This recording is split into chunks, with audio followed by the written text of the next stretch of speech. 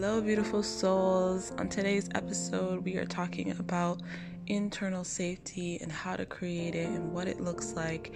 And this episode means so much to me because it's something that I'm constantly working on as well. As someone who's been through so much trauma in her life early on, there's a lot lodged in my subconscious that comes up in bits and pieces, right? And as we try to create a beautiful life and we try to experience all of life, fear is going to come up. Pain is going to show up. Things that we don't like are going to show up.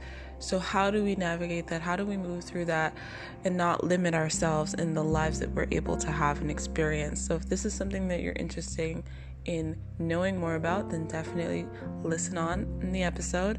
And if you resonate with anything from this episode, please feel free to rate me on Spotify, share with your friends, and connect with me on Instagram at mighty_emotions and let me know how this landed for you.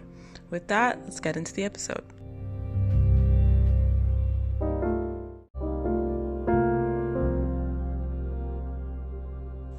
Hello and welcome to the Mighty Emotions podcast, where we talk openly about our emotions so that we can have the capacity to receive more of what life has to offer. I'm your host, Giselle. I'm an emotional resilience coach, and my mission is to empower you and equip you with the tools to take control of your life by learning to master your emotions. If you're ready to eliminate negative patterns of avoiding and numbing so you can have inner peace, increase self-esteem, improve your relationships with others, and get more out of life, then keep listening.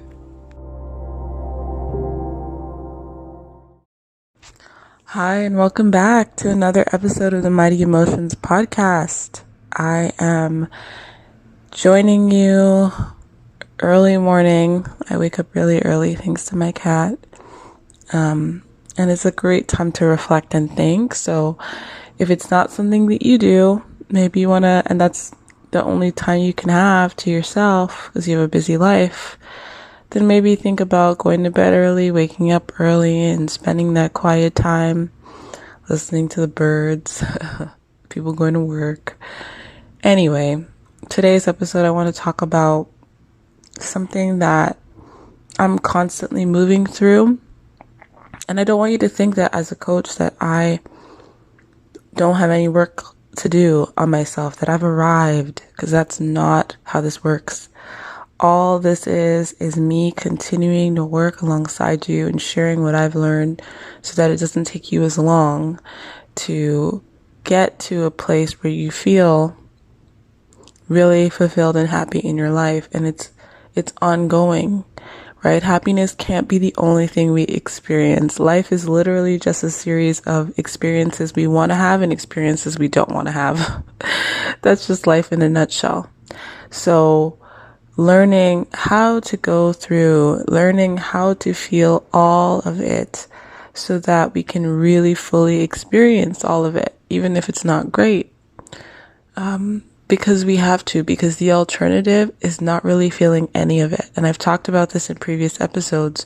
When I used to numb the feelings of pain, the things that I didn't want to feel, it also numbed my ability to feel joy and love and gratitude and all of it, right? Because it disconnected me from my body. It disconnected me from the sensations, from the energy that was coursing through me, that is coursing through all of us at all times, right?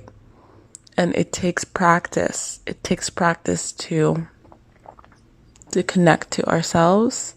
And it's ongoing work. It's ongoing work. It's ongoing work.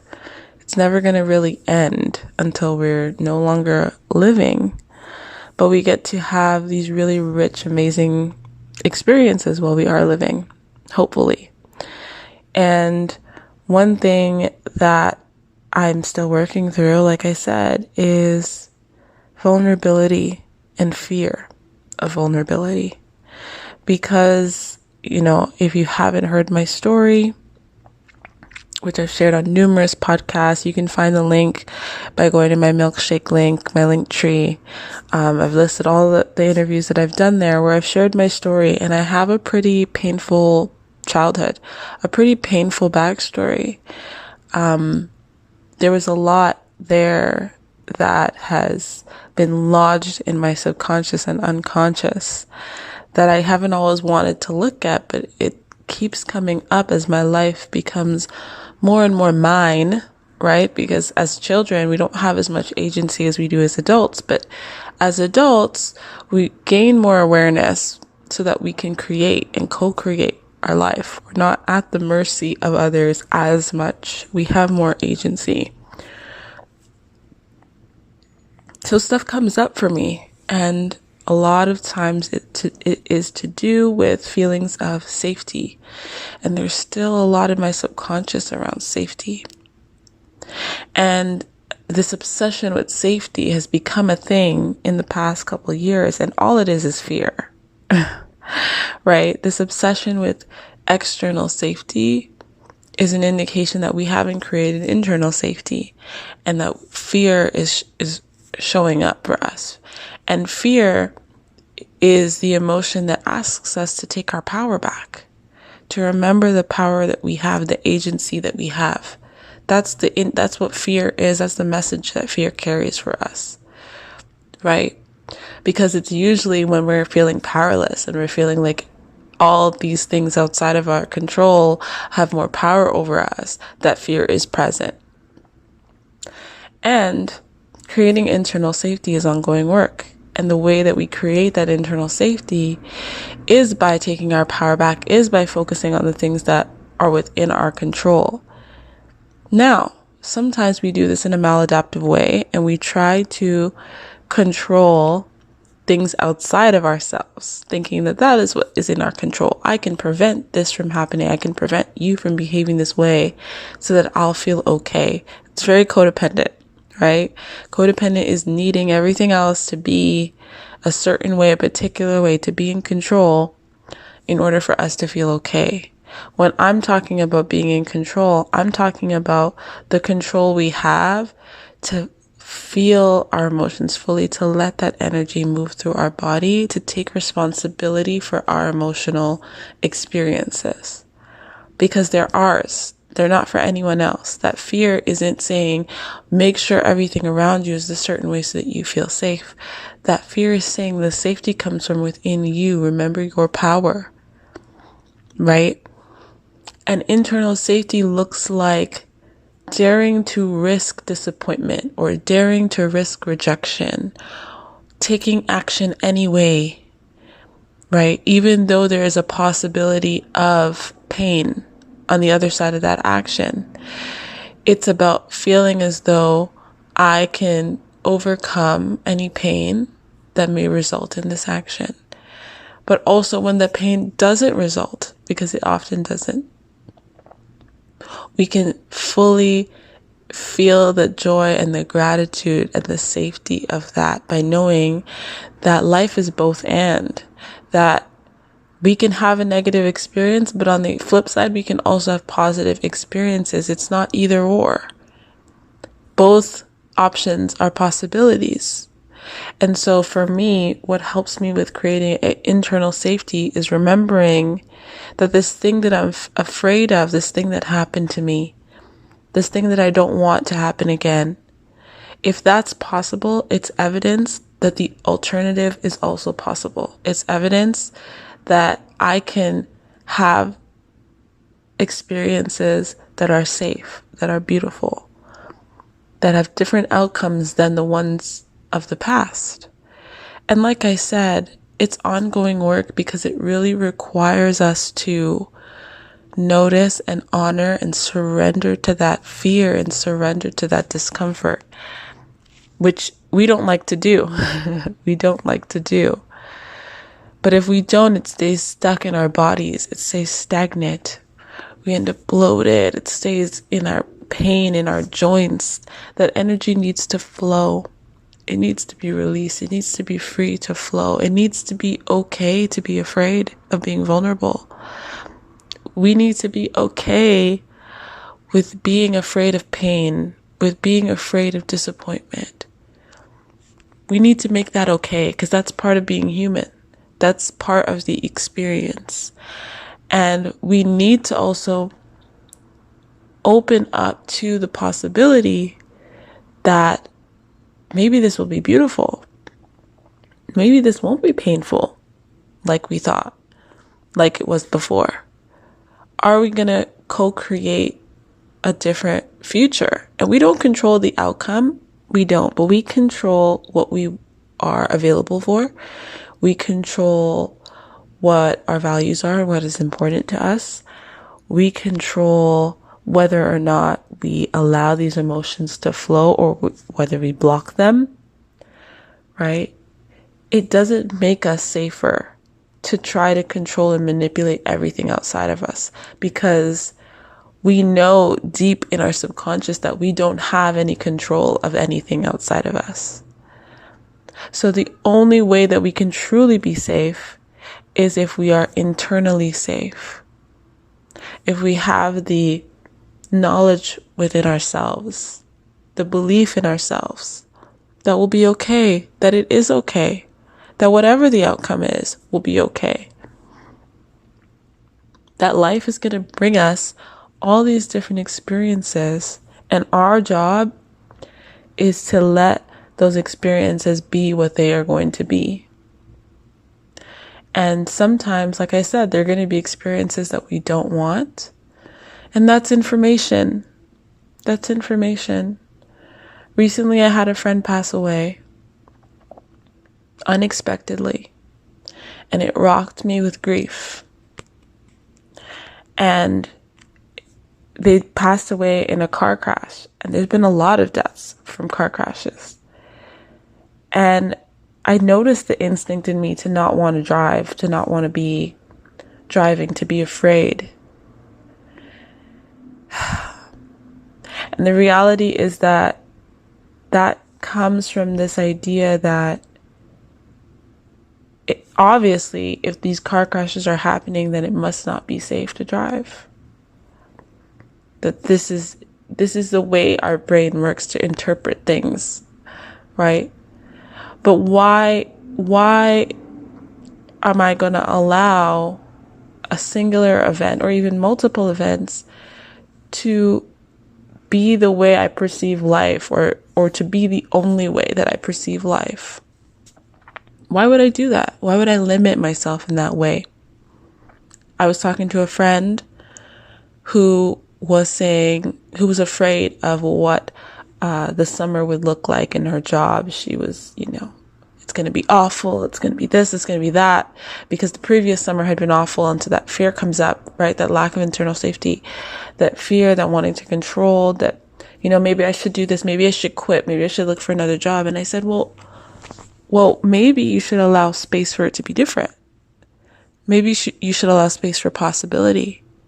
Maybe you should accept that you don't actually know what the outcome is going to be because it hasn't happened yet. And when she did that, she stepped away and she owned her fear, and she said, okay, what is it that I'm specifically afraid of? And what do I need to do for myself, within myself? If I'm afraid of being exhausted from this job, okay, what can I do to make sure that I'm going to take care of myself and replenish my energy, right? Can I go in with an open mind? Can I allow it to be different? And that's essentially what I'm saying by creating internal safety, overcoming that fear, that risk of pain, that possibility of pain. For me right now, I'm working through it with vulnerability. And so I'm saying these words for myself as much as I'm saying it for you, the listener. Can you have an open mind? Can you be open-minded to the fact that the future hasn't happened yet and all possibilities are on the table? Yes, the pain has been there. Yes, we know what that's like. Yes, we don't want to experience it. But in my experience, anything that I don't want to experience is something that I haven't fully experienced. Because when I fully experienced the grief of my friend, the loss of my friend, it was beautiful. It was so beautiful because it was love. It was just pure love and of what this person meant in my life and what they meant to me and what they meant in my community. And yes, the tears flowed. And yes, adjusting to this new reality, accepting that this has changed with an open mind, brought so much peace and gratitude into the situation and allowed me to see that in every emotion there is nuance, in every experience there is nuance. It isn't just this experience is this. It's so much more when we fully experience it. But when we block it, when we restrict it, when we contract, when we don't allow it, when we have a closed mind towards, something that we're afraid of, rather than seeing, how can I have an open mind to this? Do I need to get support with this? What do I need to do so that I can move forward? What do I need to do so that I can make room for possibility, make room for different alternatives, different outcomes? That is what is within our control. Not making sure that other people behave a certain way. That is only going to make more and more fear come up, because that's giving our power away, right? And if you haven't seen my post on Instagram, check out that post that I did on our personal power. You might have to scroll down a bit. But our personal power lies in focusing on the things that we can control and acting on those things, right? So I'm going to challenge myself to have an open mind when it comes to feeling vulnerable, because it's been coming up a lot for me in different ways. And if we're really paying attention to our emotions, we'll notice, right? Oh, where is this coming up for me that I need to look at? And it's not, oh, I need to work on this. This is heavy stuff. No, it's just that awareness that, oh, I'm growing in a way. This is coming up repeatedly. Okay. How can I take an open mind to this? How can I see the bigger picture, the wider picture? And what do I need to do within my control, within myself, right, to create that internal safety? And the first step is having an open mind and being honest with ourselves and being willing, right, to hold space for possibility, being willing to acknowledge that it could go bad and it could go great. And I don't control the outcome, but maybe I'll just wait and see what happens. And maybe I'll do what I need to do to know that I'll be okay in the end, to know that there are supports in place, but that moving through life, trying to create this external safety isn't what my soul is asking me to do. Is basically what I'm trying to say. So my challenge to you is, if you feel a lot of anxiety and a lot of fear in your life, where are you deciding what the future is going to be instead of creating space to receive a different future? Where are you interpreting life in this one-dimensional way instead of seeing the nuance and allowing yourself to experience the nuance of it? Just pay attention. Just bring it to your awareness. Softly, gently, without judgment, just with curiosity and an open mind. That is the way that we create internal safety, by being honest about what we're feeling and being open to the full experience of life. Even when it's not what we want, the more we can lean into that, the more we can lean into surrendering to that and knowing that it's okay and that we're going to be okay, the more we can have out of life, because we're going to be willing to take aligned action and we're going to be able to move forward. So with that, it's a bit of a long one, but I hope that something in this resonated with you. And if it did, reach out to me on Instagram. Like I say in every episode, I'm at mighty_emotions on Instagram. And let me know how you feel about something that I said. Maybe you had an aha moment. Maybe you didn't. What did you think about it? Challenge me, right? Challenge me in the comments. Challenge me in the DMs. And let's have a conversation. And I hope that you can be gentle with yourself. And I hope that you can know that there's nothing wrong with you. There's nothing wrong with you. Just let it be okay to be human. All right. With that, I love you for listening, and I'll talk to you in the next episode. Bye.